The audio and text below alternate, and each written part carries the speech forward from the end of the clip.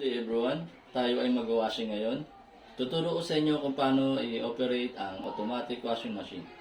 Una sa lahat, i-check mo muna ang cord kung may mga rat belt na to. Kung sa tingin mo wala naman, pwede mo na itong isaksak. Pangalawa, ibaba ang drain plug.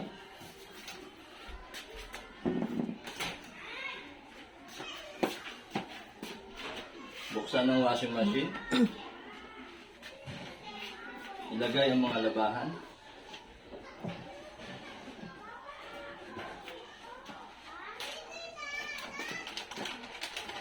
Lagyan ng sabon.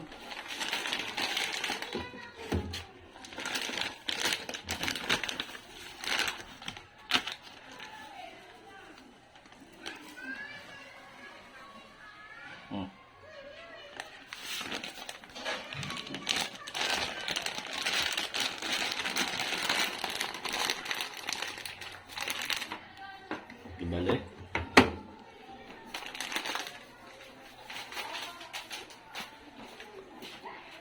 Pindutin ang power button.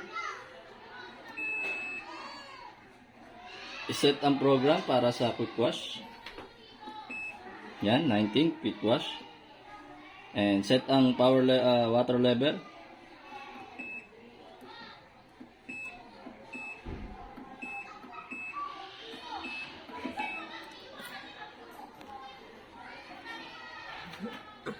And please start.